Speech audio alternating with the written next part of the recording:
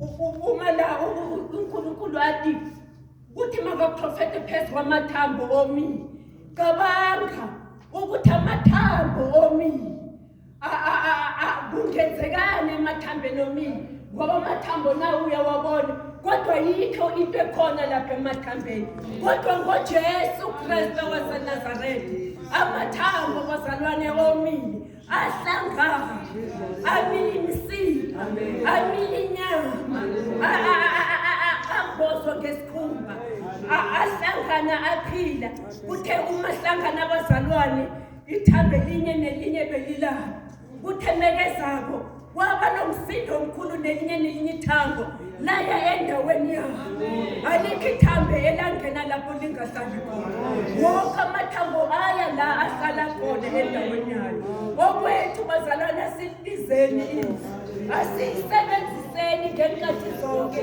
kukuhle kungekuhle biza izwi hotsha ngoba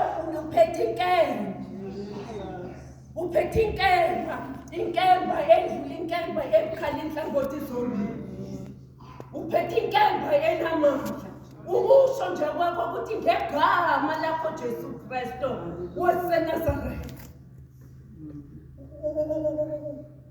ukhulume ukuphila ukhulume izwi okwethu yilokho bazalwane ukuthi nakho konke endleleni yonke ukuthi simethembe uJesu sihambe endleleni ingqondo zethu bazalwane ziyolisiwe amehlo ethu sibheke bazalwane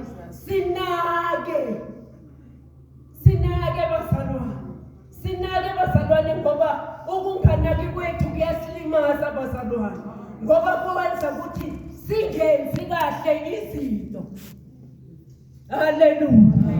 haleluya bazalwane ukunganaki kwethu bazalwane kusenza endleleni sihambe singayenzi izinto ezifanelekile ukuthi noma uyaliwe ngezwi kwashunyayelwa ngokuthi kodwa umnaka akukho ungayifaki lento ungayilongi lokho okukhulunyiwe kube ngathi hayi kukhulunywe njonjoma sila enkonzweni uma ngiphuma iphelile lendaba ayikapheli ihlala ikhona ipheli wena kwakho enza izwi kunake oyale ngakho phuzwe ngakho otshelwe bona ukuthi nayi indlela sihamba ngale ndlela mesu Jesu udedisa bonke bazalwane udedisa bonke ngoba sikhonza uNkulunkulu ophilayo sikhonza uNkulunkulu ongalalo ongozeni ophilayo bazalwane uJesu Kristu waseNazaretha sicela emabhayibhelini wethu bazalwane sifunde encwadini yamakhosi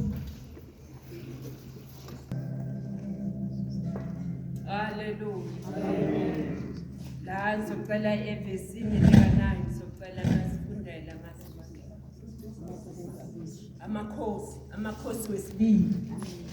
amakhosi wesibili ku-4 evesini lika-8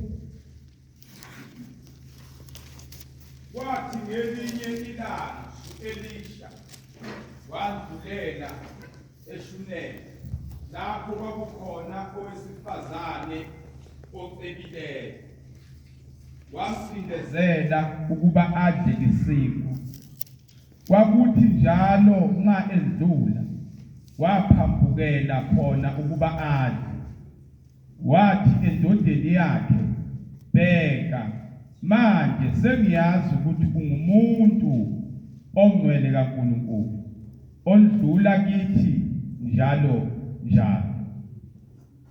verse 10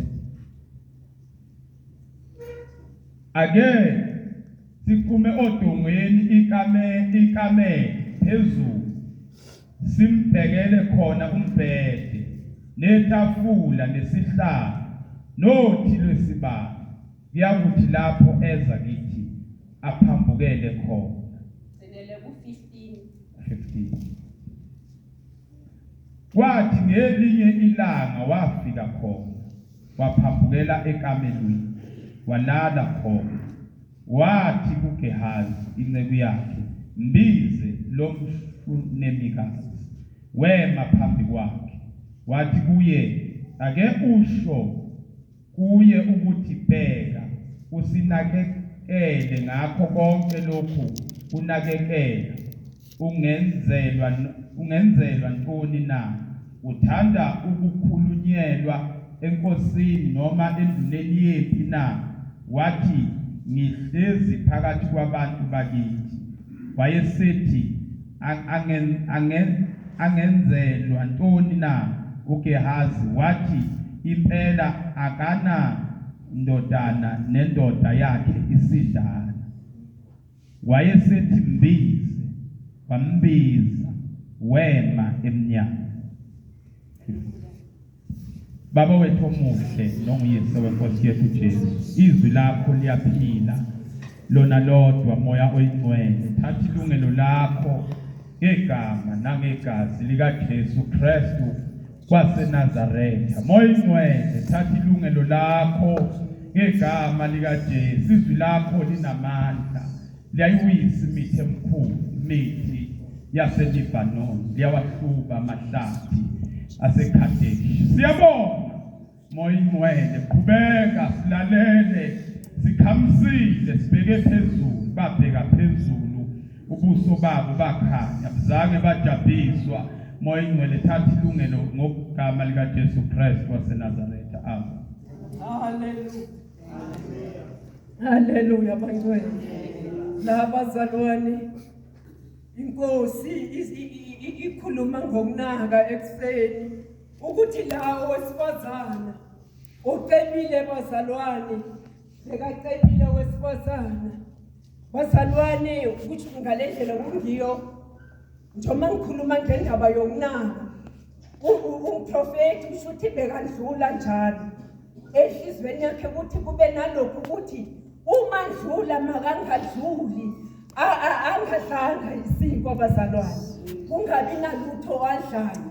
Kuthi nalapho lo umprofeti lapho engavumi khona kodwa emfosta ukuthi makangene adle isinko bazalwane.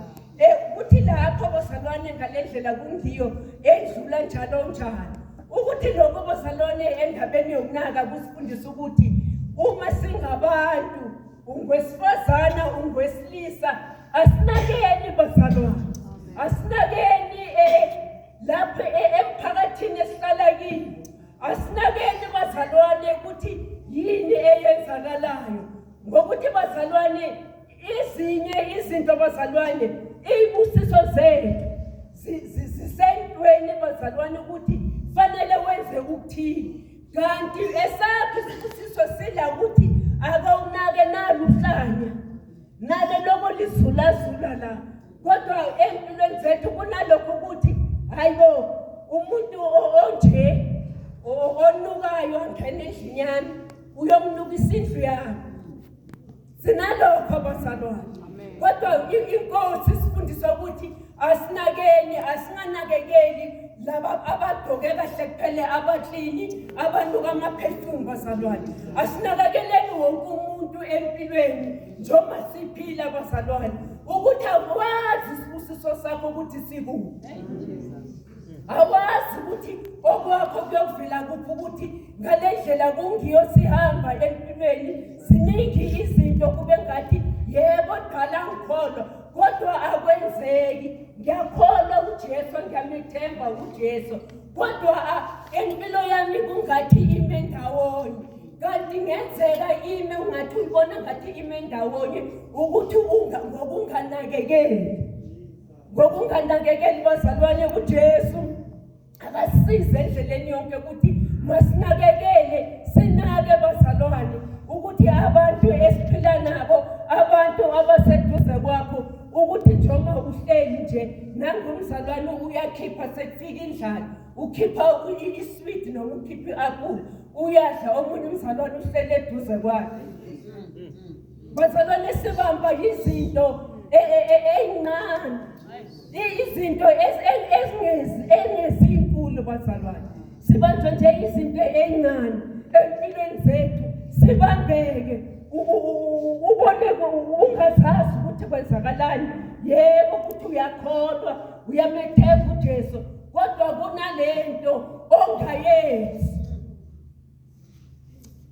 Awunakekeli omunye isibusiso sakhe sisekutheni ukuthi enkonzweni eBrentini lapho khona ukuthi ufike nje utshanyeni kube nguwe ungacomplaini no-complaina ubone ukuthi na utshani uthatha ihalafu wenzeni ukubeni. Bazalwane, izibusiso zethu zisendaweni ngendlela ehlukahlukeneyo. Ngendlela ehlukahlukeneyo ukuthi uzokhonza uNkulunkulu, hayi ukuthi kufanele ukuthi nje mana yebo sesingenile sizokhonza uNkulunkulu. Kodwa ungazi lapho ukhonzela khona ubani uklinile ubani ehlanzile. Izolo bazalwane sithe sifika la ngambheka uJesu abazalwane sithe kufikwa nomunye azanke athini akuzo komunye nomunye oshona emotweni wagqoka i-apron yakhe nomunye wenza lokho akwenzayo bazalwane. Ngambheka uJesu ukuthi ngempela uJesu uyaphila. uJesu ungumlondolozi, uJesu yena yedwa ophezonke. uJesu uma silalela bazalwane, ugogo umthetho uye wafunda izwi njengoba evikini ngolesine mengaphothisi izwi likaDodonomi lokulalela nokulalela. Uma ulalela zonke lezi busiso esikhona la ku-28 bazalwane, uma ulalela nokulalela. Kodwa-ke uma ungalaleli nazo zonke ley'qalekiso esikhona futhi kuye lo-28. Okwethu bazalwane ukulalela ukwenza izwi siphile ngezwi konke sikwenzayo. Kuthi konke njengoba sekwenzekile owesifazane njengoba sowunakile ukuthi lo uhlale edlula la ukuthi uyambiza ukuthi umupha isini. Uma seamphile isiko ukuthi njengoba nakuwe ukuthi udlile uthi kumyeni wakhe ukuthi asiphume odongweni ikamela eliphezulu sakhele lo muntu kaNkulunkulu ukuthi uma adlula la afike alale la. Uyabona ukuthi bazalwane ukuthi ukunakekela kunesibusiso, kodwa thina konke lokho asiboni bazalwane ukuthi ukunakekela kunesibusiso. Ukunganakekeli kubambe izinto zakho uze sihambe.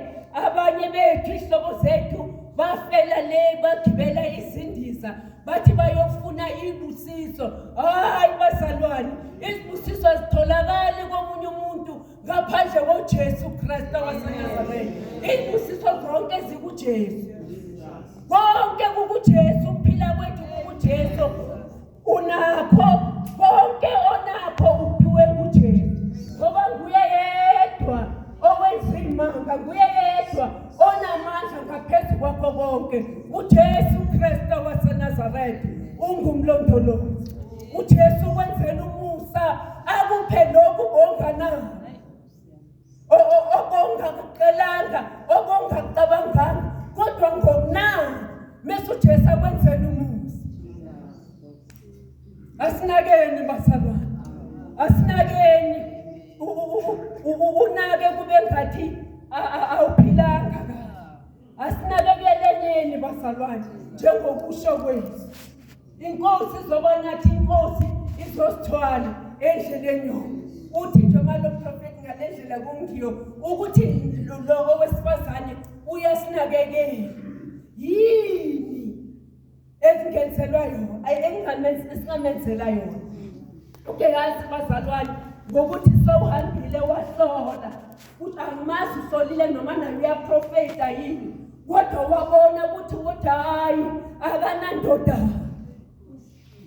nomyeni wakhe, indoda yakhe seyindala, nomyeni wakhe semdala. Bazalwane, sikhonza uNkulunkulu ophilayo ngezwi lakhe kwenzeka imanga, ngezwi lakhe bazalwane siyanyathela inyoka nofezela, ngezwi lakhe bazalwane siyaqashula emaketaneni lapho sitha bese sithi sikutholile lapho bese sikubambe khona ukuthi lo angeke asaphunyuka kanti sikhonza uJesu ophilayo.